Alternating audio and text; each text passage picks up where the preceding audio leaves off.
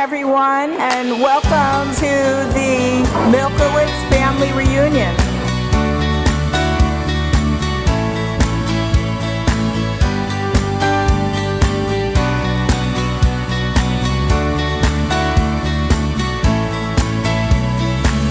Looking out over the room, it's sort of overwhelming to see all these beautiful faces, being flooded with memories of when we were here just a few years ago, it seems. I'm so glad to be back.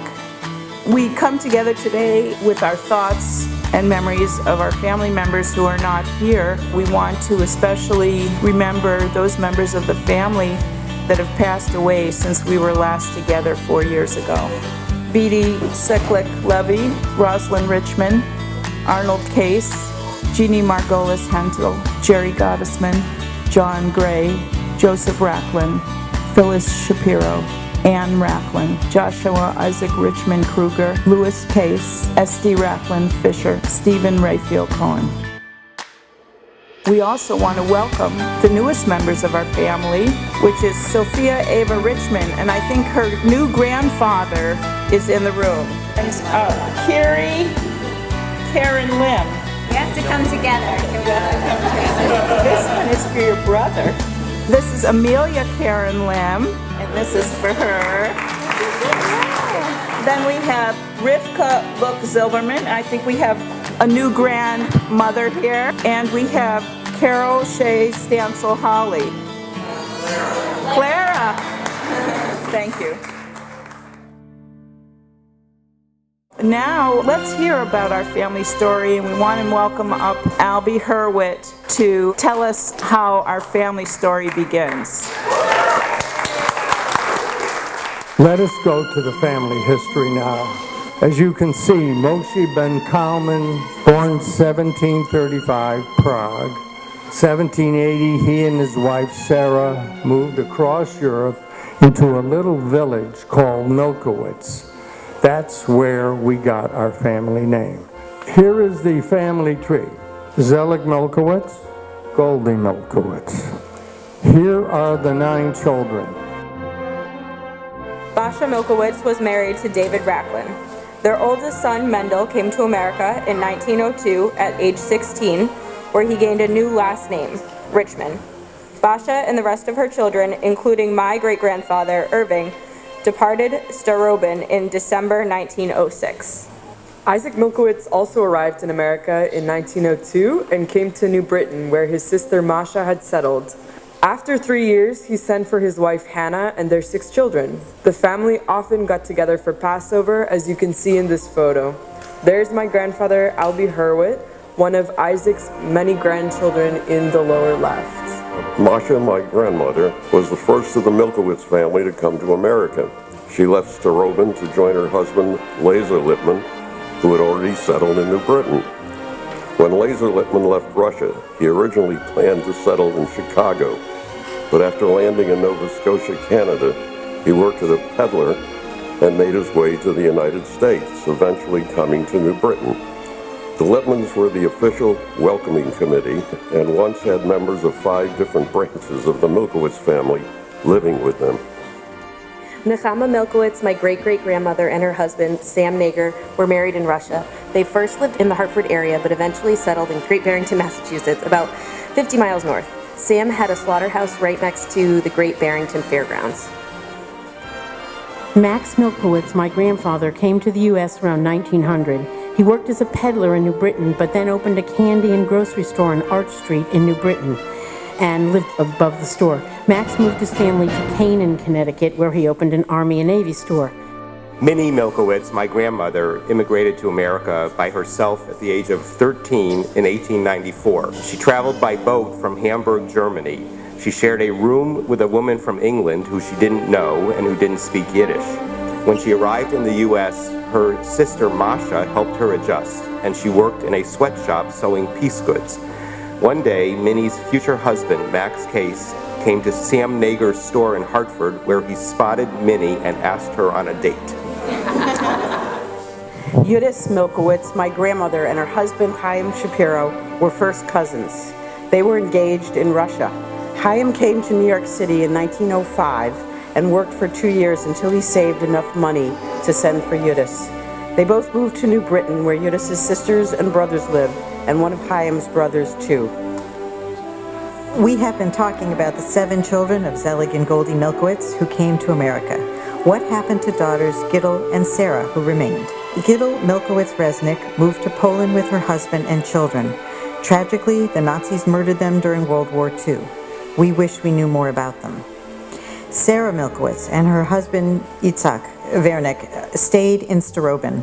They and 3 of their 5 children, Yasha, Esther, and Masha, and the entire Jewish community of Starobin were killed by the Nazis.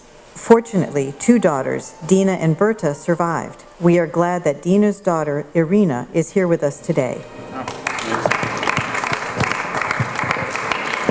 I am Elizabeth Hurwitz. Isaac Milkowitz was my great-grandfather. I would first like to tell you how we discovered that the Wernick branch of the family had living descendants. And we owe this discovery to Isaac Shapiro.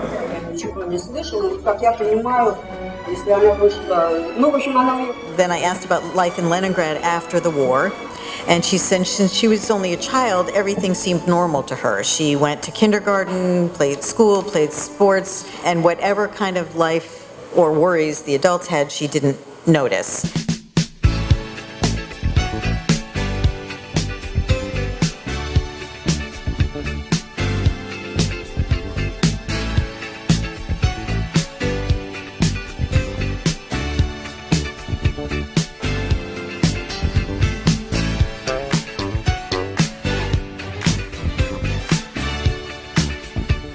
Everyone, and welcome to Who Wants to Be a Milkowitz? Here we go. What language did our family speak when they came to America? If you get this one wrong, you'll probably never be invited back again. Is it A, English, B, Yiddish, C, Chinese, or D, Russian? That is B, Yiddish. That is correct. Here we have Nora Stein from Newton, Mass. That's big. That's heavy Milkowitz territory right there. Newton. Who's from Newton in the house? Yeah.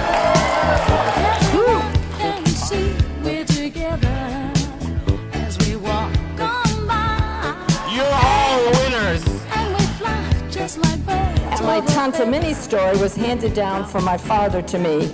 He said that one year at Passover, when everyone was seated around the table and the soup and the knedlich was served, my father, a young boy at the time, tasted the soup and the matzah ball and said to his mother, Eudes, "Why can't you make matzah balls like Tante Minnie? They're hard and rubbery. Yours are always so soft and fluffy." I think I'd like to bring in the presence of all of our ancestors. The hardships and the life that they've led in order to enable us to lead the very fortunate lives that almost all of us are today. And I think we should be humble because we have probably a lot more than any of us individually deserves, and we have it because our forefathers and mothers cared and worked, and they wanted to impart their values to us. Just to leave you with one thing my father always said, is do right and fear no man.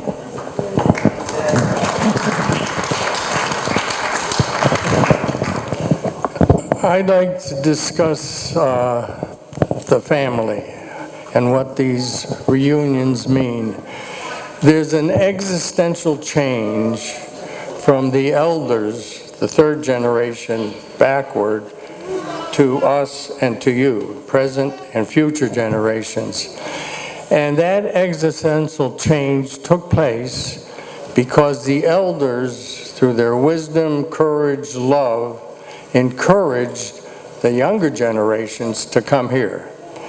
And if they hadn't made that magnificent decision, none of us would be here. And the existential part is we only exist, whether it's here or in Europe, because of what they did for us. And this is a remembrance. And by the way, none of us here had to hide in a closet because we were being persecuted. None of us here had our families ripped apart. But we do have a remembrance of what they did. And that's why I believe these reunions are so wonderful, that we'll have a complete and ongoing remembrance of that.